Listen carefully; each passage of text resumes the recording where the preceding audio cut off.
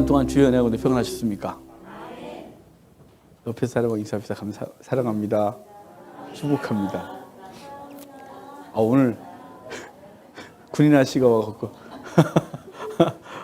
호연이가 첫 번째 외박을 나왔어요. 체질 같아요.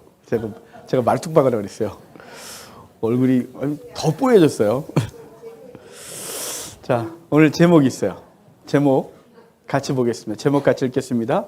이름을 예수라 하라. 아멘. 오늘하고 다음 주 성탄과 관련된 말씀을 여러분과 나누려고 합니다. 제가 대부분 목사들 똑같겠지만 이 절기가 되면 무슨 얘기를 할까 이런 고민이 맨날 있습니다. 우리 뻔한 얘기지만 뻔한 얘기 속에서 주께서 우리 주님께 하는 애를 받기를 바라요. 오늘 예수님의 탄생 예언이거든요. 그래서 우리가 잘 아는 대로 요셉에게 말씀하신 거예요. 요셉이 이제 정혼한 아내 마리아가 임신하는 얘기를 듣고 고민이 되지 않았겠어요. 그래서 가만히 끊고자 했는데 주께서 요셉에게 꿈에 나타나서 두려워하지 마라. 데려오기를 두려워하지 마라. 그래서 요셉이 그를 데려왔다. 그래서 예수님이 태어나기 전까지는 잠자를 하지 않았다. 태어나니 그 이름을 예수라 했다. 이런 얘기가 오늘 본문이에요. 오늘 예수님의 탄생 얘기가 사복음서 중에 2개에서만 나와요. 마태 그리고 누가만. 마가하고 요한은 없어요. 왜냐하면 마가는 종이신 그리스도를 주제로 하거든요. 그래서 하나님의 아들 예수 그리스도의 복음의 시작이다. 그래서 곧바로 1부터예요. 왜냐하면 종 넣으면 1부터 하면 됩니다. 그래서 종의 족보 없어요. 종의 탄생 없어요. 아무것도 없어요. 곧바로 이래요. 요한은 하나님이신 그리스도를 주제로 해요. 그래서 태초에 하나님 말씀이 계시느라 라는 말씀을 시작해서 예수님은 하나님이다. 그래서 하나님의 어린 시절 탄생 이런 거 없어요. 그래서 마가하고 요한은 예수님의 어린 시절 얘기가 없어요.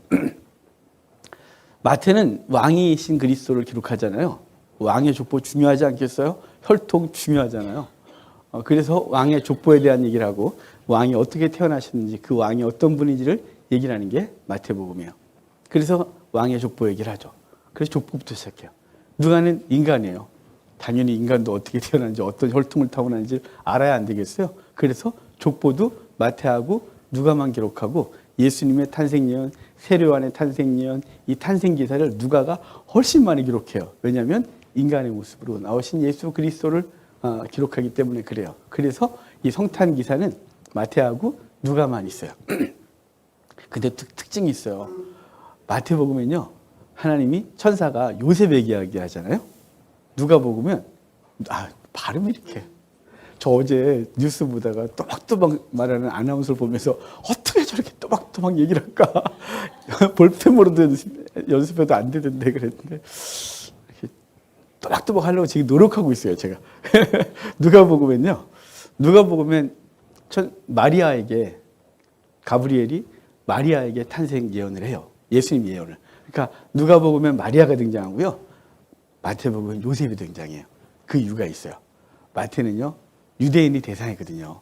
그래서 감히 여자가 안 돼요. 그래서 요셉에게 집중하고 요셉을 통해 하시는 말씀, 요셉이 등장하는 의도가 있어요. 이따가 말씀을 드릴게요. 누가는 요셉은 피도 안 통했어. 그가 뭐가 중요한데 마리아지. 그래서 마리아에게 집중해요. 그래서 족보도 마리아의 족보를 기록하는 거예요. 그래서 족보를 보다 보면 다윗이 똑같이 만나는데 위로 올라가면 다윗에서 솔로몬으로 온 게 마태복음의 족보고 다윗에서 나단 그 후손으로 오는 게 누가복음의 족보예요. 솔로몬과 나단 둘 다 다윗과 밧세바 사이에서 나온 아들들이에요.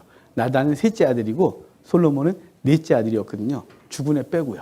그래서 둘 다 올라가다 보면 아브라함과 다윗의 자손이 되는 거예요. 마리아도 그리고 요셉도.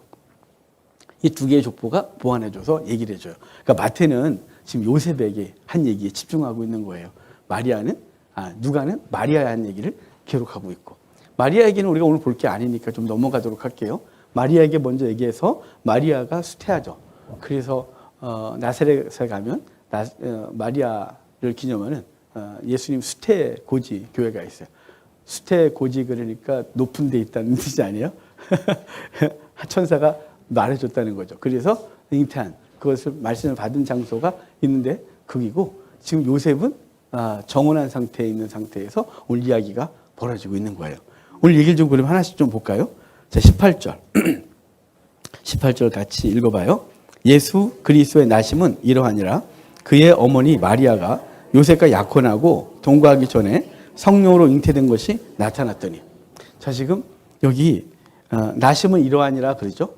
여기 나심, 태어남 이렇게 있는데요. 이 단어가 우리 앞에 계속해서 아브라함과 다윗의 자손 예수 그리스도의 세계라. 세계란 단어하고 나심이라는 단어하고 같은 단어예요. 세계란 단어가 족보 이런 뜻이잖아요. 이게 게네시스, 창세기 같은 단어예요. 그러니까 하나님의 시작이에요. 세상을 시작할 때 그렇게 하셨고, 아브라함과 다윗을 통하여 메시아를 시작하셨고, 예수님은 그 계보 가운데 그분이 복음의 시작, 구원의 시작을 알리는 것으로 시작이라는 단어를 쓰고 있는 거죠. 그래서 예수 그리스도의 나심은 이러하니라. 그분의 시작은 이러하다. 그분의 계보, 그분의 창조 역사가 이러하다라고 하면서 그분의 창조 역사가 어떻게 되냐면요.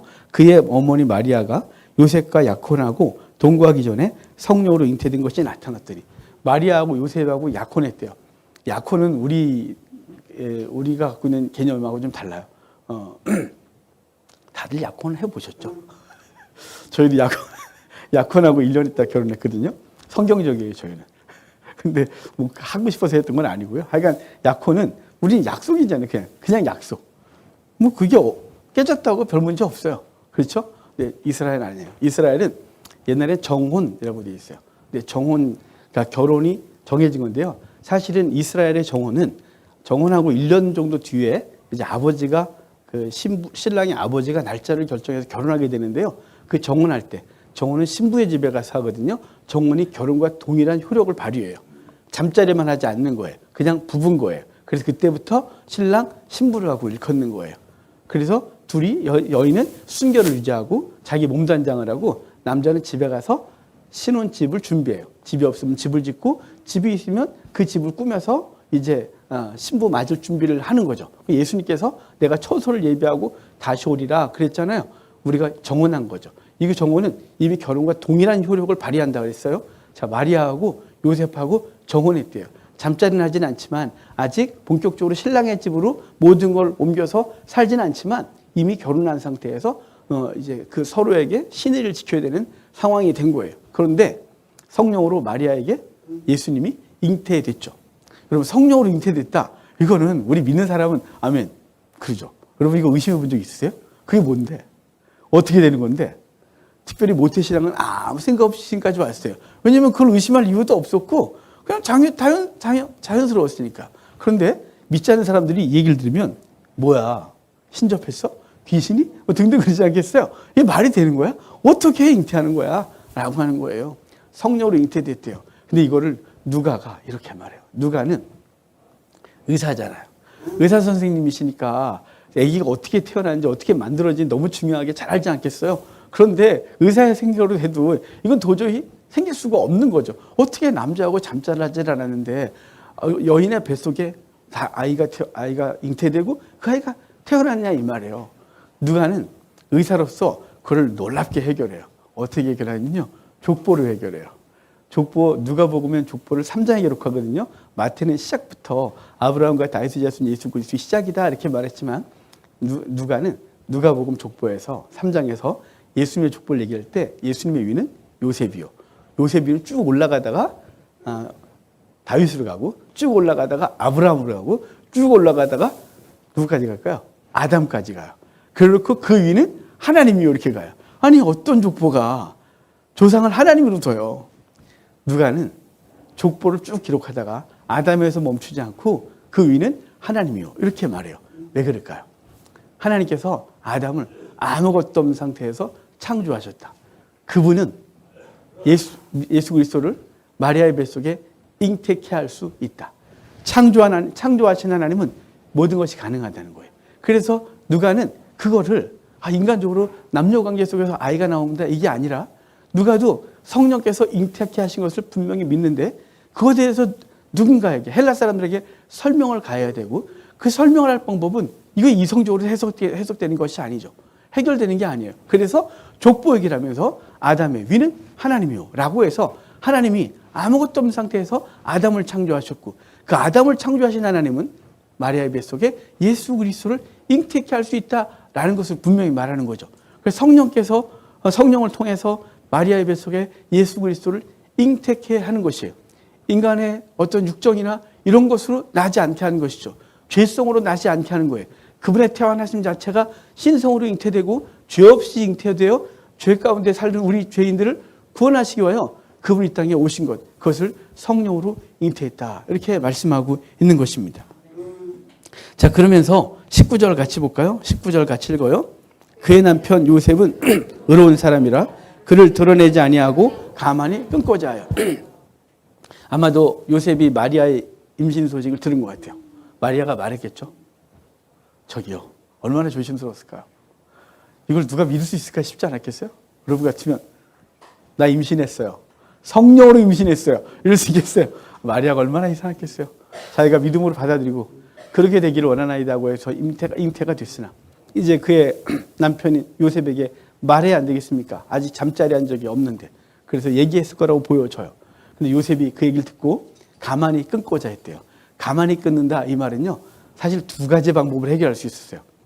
고대 때 민수기 22장을 보면 여인이 음행을 행하면, 그러니까 간음을 행하거나 또는 불륜이 저지러지면 어떻게 하냐면 동네 사람들이 그를 끌어다가 돌로 쳐 죽이는 거예요. 자, 거칠게 감정적으로 하는 건 뭐냐면 돌로 쳐 죽이는 것이 바로 이 일을 해결하는 거예요. 근데 여기 어떻게 해요?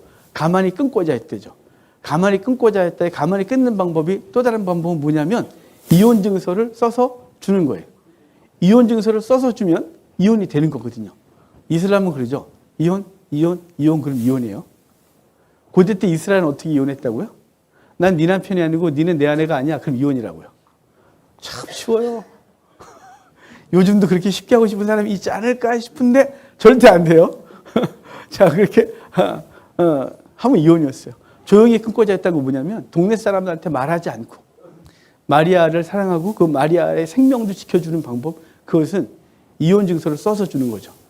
요셉은 의로운 사람이다. 여기 디카이오스 그래서 정의롭고 공정한 사람이다. 공평한 사람이라는 뜻이에요. 그가 말씀 앞에서 항상 바르게 살아가는데 이 율법을 어긴 이 사건 속에서 요셉은 가만히 있을 수는 없는 거죠. 그렇다고 여인을 돌로 쳐 죽일 수도 없는 것이고, 그런 방법 두 가지 중에 하나를 선택하는데 그것은 조용히 이혼 증서를 써서 주는 것이었어요. 그것으로 이것을 해결하겠다고 생각을 한 것이 요셉이었죠.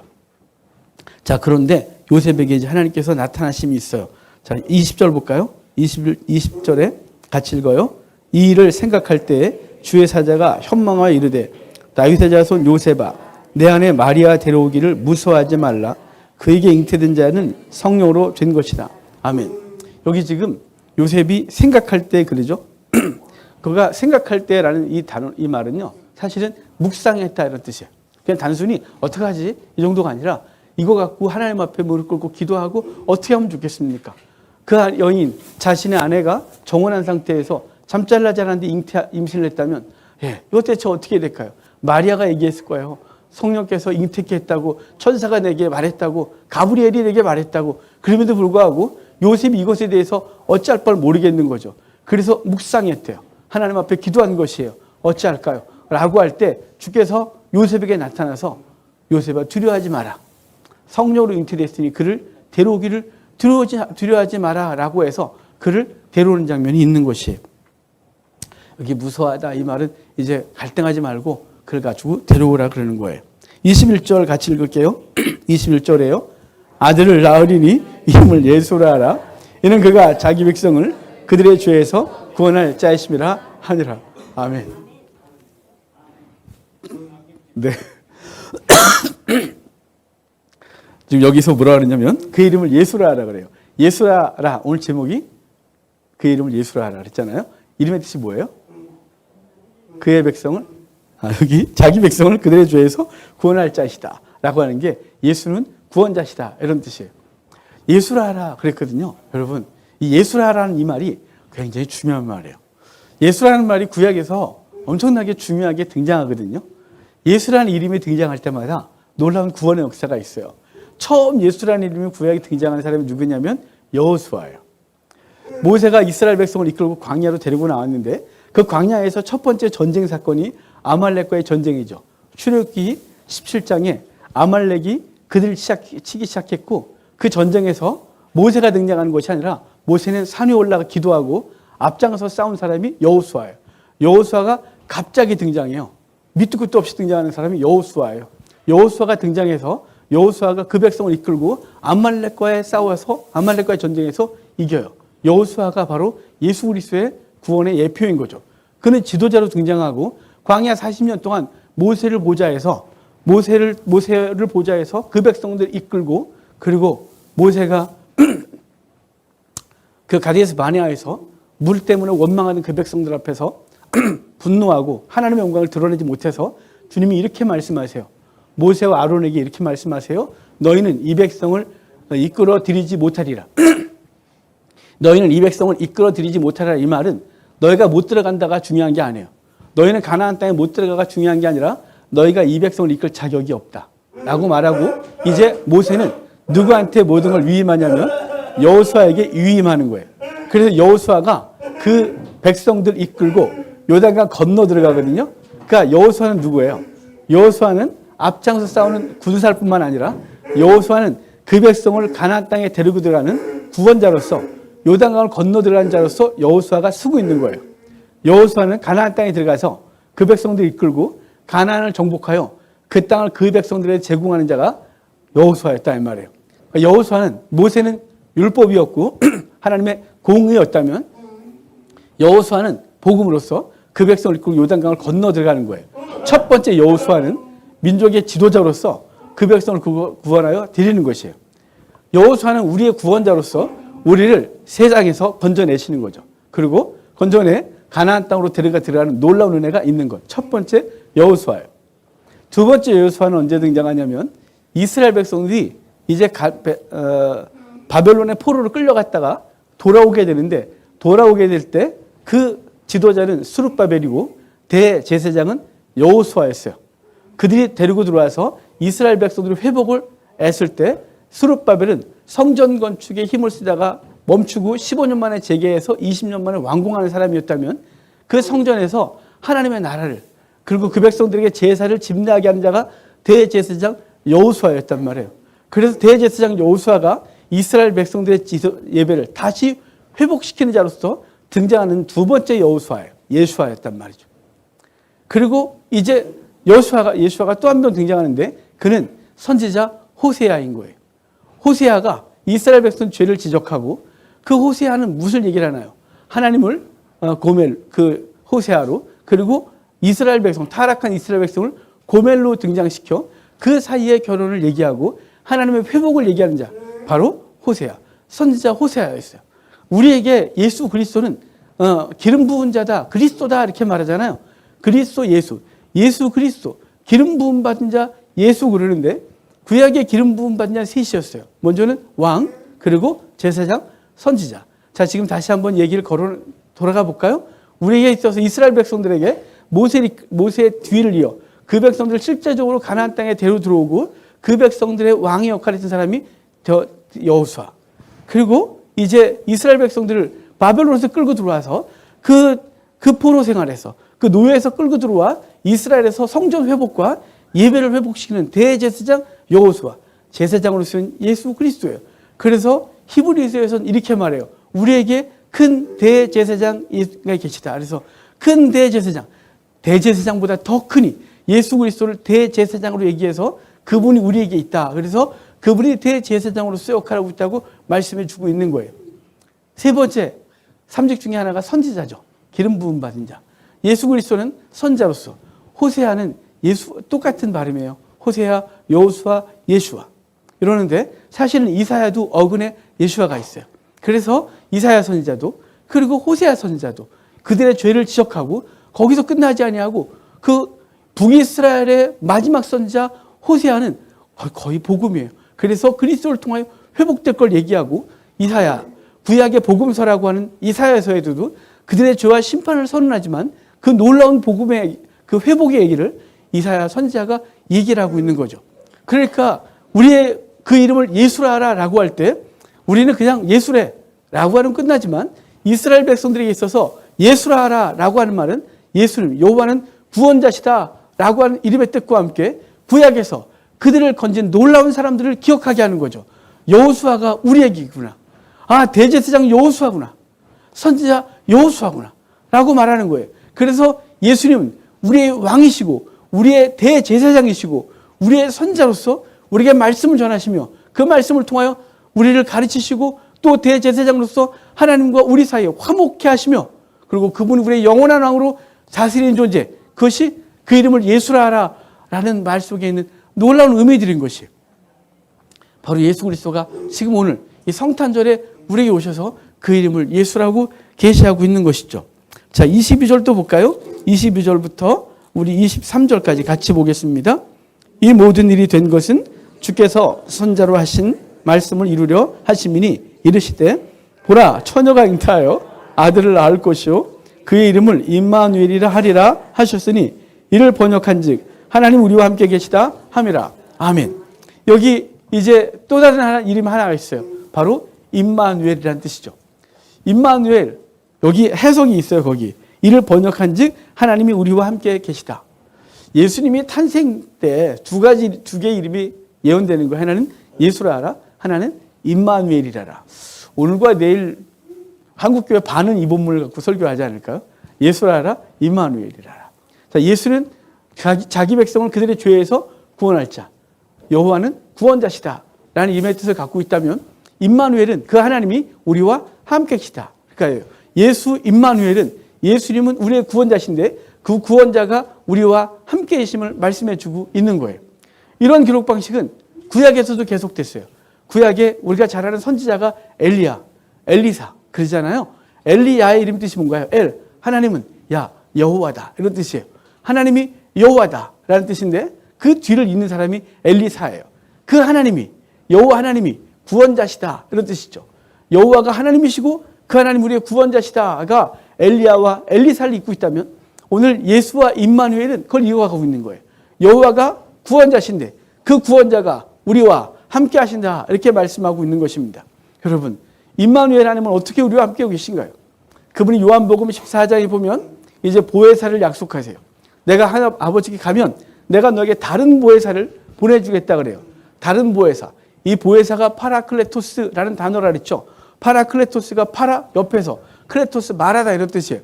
상담자, 위로자 뭐 등등으로 번역되는 단어예요. 그러니까 예수님이 우리 옆에서 그렇게 말해줬던 거죠. 그분이 항상 3년 반 동안 제자들 옆에서 파라클레토스였어요. 보혜사셨어요. 근데 나 말고 다른 보혜사, 사실은 다른 자가 없었지만 나를 보내줄 거야. 아버지의 영, 내 영을 보내줄 거야 라고 하는데 그분이 우리 곁에서 우리 안에서 말씀해 주고 있는 거죠. 그래서 성령이 우리와 함께 하시는 것에 대해서 성경이 어떻게 표현하냐면 우리 안에, 우리 앞에, 우리 옆에, 우리 위에 이렇게 표현하고 있는 거예요. 그분이 늘 우리와 함께 하고 있는 거죠. 여러분, 성경에서 그분의 함께 하심, 그분의 놀라운 은혜를 말씀하실 때 내가 너와 함께 하리라. 여호수아에게도 하나님 모세와 함께 했던 것처럼 내가 너와 함께 하리라. 마태복음 28장에서도 너에게 땅끝에 복음을 전해라. 내가 너희와 함께 하겠다. 이 함께 하겠다는 것 자체로 이미 다 된 거예요. 다 된 거예요. 여러분, 우리가 부부로 살아가는데 이제 대부분 결혼하신 분들이 여러분, 부부에게서 가장 중요한 게 뭔가요? 돈 벌어다 주는 건가요? 전 그런 것 같지는 않고요. 제가 돈을 못 벌어다 줘갖고 늘 가난했기 때문에 저는 부부는 같이 있는 거라고 생각해요. 그냥 같이 옆에서 묵묵히 같이 있어주고 그가 뭘 할 때 옆에서 좀 돕고 그가 같이 마음을 나누고 이럴 때 그냥 힘이 되는 거 아닌가요? 그냥 힘이 되는 거죠. 그것 때문에 살 이유가 있고 살 힘이 생기는 것이죠. 아무것도 없어도. 자, 주님께서 그대로 전능자 하나님이 우리와 함께 하시다 이렇게 말하는 거예요. 이게 얼마나 놀라워요. 세상 사는데 내 혼자 하는 것이 아니라 사람들이 돕는 것이 아니라 전능자 하나님이 나와 함께 하시는 거예요. 그분이 이끄시는 거예요. 그분이 계획하신 거예요. 그분이 돕고 계신 거예요. 그래서 내가 너와 함께 하겠다. 이거 자체로도 우리 이 땅을 살아갈 이유와 힘이 생기는 것이죠. 근데 우리는 이 성탄절에 그냥 캐롤을 부르고 요즘 캐롤송이 어떻게 부르는지도 모르겠어요. 하도 안 울려 번실 안 해서 저작권 때문에 그런지 하여간 안 울려요. 교회에서도 성탄절 행사가 너무 적어서 애들 연습도 별로 없고 별로 없는데 여러분 이게 즐기고 그 다음에 성탄절에 케이크 자르면서 가족끼리 한번 초 한번 불고 각방 흩어지는 게 이게 성탄절 아니잖아요. 이게 성탄절의 의미는 뭐냐면 그분이 우리의 구원자시고 구원자이신 그분이 나와 지금도 함께 계시고 앞으로도 함께 계신다는 이 놀라운 것을 확인하는 거예요. 이 확인하는 걸 통해서 우리는 이 땅을 성도로 살 이유와 힘이 생기는 거죠. 여러분, 성도로 사는 게 얼마나 힘든 게 많아요. 내가 예수를 안 믿었으면 까지가 확 이렇게 많은데, 예수님 믿는 것 때문에 우리는 때로는 절제해야 되고, 때로는 참아내야 되고, 때로는 남들보다 더 섬겨야 되고, 하나님의 사랑이 이 속에 있어서 그분의 감동하심과 책망이 있으니 안 할 수 없는 그 놀라운 삶의 자리들이 있는데, 그럴 때마다 우린 지치고 힘들고 힘이 없고 아무것도 못할 때 뭘 한다고요? 임마누엘 한다고요. 그 성령이 우리 가운데 거하시는 것으로 임마누엘이 성취된 거예요. 그래서 오늘 예수라 하라, 그 이름을 예수라 하라 그러는데, 그 이름을 예수라 임마누엘이라라 이렇게 생각하는 거죠. 여러분, 그분이 우리 가운데 계심을 믿으시기를 바라요. 요셉이 이제 돌아와서 이제 그를 낳게, 이제 뒤에 맨 마지막에 아들을 낳기까지 동참하지 아니하더니 나음의 이름을 예수라 하라 이렇게 해서 낳고 예수님 이름을 예수라 하는데요. 여러분, 이 왜 요셉을 통해서 아까 하느냐 이런 얘기를 제가 말씀드리고 저 본문 안에 있다 그랬어요. 누가복음에서 마리아를 통해서 쭉 태어나심을 얘기를 했다면, 이 마태는 요셉을 통하여 태어나는 것으로 족보 얘기라고 요셉을 계속 등장시키고, 2장에 오면 헤롯이 죽이려 하니까 요셉에게 주님께서 말씀하신 너는 애굽에 가 있으라 그러고, 또 헤롯이 죽고 나서 요셉에게 올라오라고 말하는 장면을 봐요. 요셉이 계속 등장하죠. 요셉과 예수 그리스도는 이미 구약에서 계속해서 예언됐고, 유대인들은 그것을 기억하면서 메시아를 기억하기를 바랬던 거예요. 주님이. 왜냐하면 이스라엘 백성들이 그 요셉이 애굽으로 먼저 갔고 노예로 팔려갔고 원치 않지만 거기까지 가서 그 보디발의 집에서 노예 살다가 억울한 누명 쓰고 감옥에 갔고, 거기서 관리들을 만나고 후에 총리가 되어져 그 7년 풍년 7년 기근 사건을 지나며 열방이 굶어 죽을 때, 그때 그 백성 그 가족들 70인을 애굽으로 초청하고 애굽에서 430년을 살고 풍성하게 했을 때, 애굽이 야곱의 뼈는 이미 헤브론에 묻었는데 요셉은 이렇게 말하잖아요. 분명히 자기도 갈 수 있었어요. 자기도 왕의 제사를, 왕의 장례를 치를 수 있었음에도 불구하고 그러지 아니하고 유언을 남기죠. 후에 하나님 우리를 반드시 이끌어내실 건데 그때 내 뼈를 가지고 가라. 그래서 요셉은 하나님의 약속을 기억하게 하고 이스라엘 백성들과 함께 애굽에서 요셉이 나오는 거예요. 뭐로요?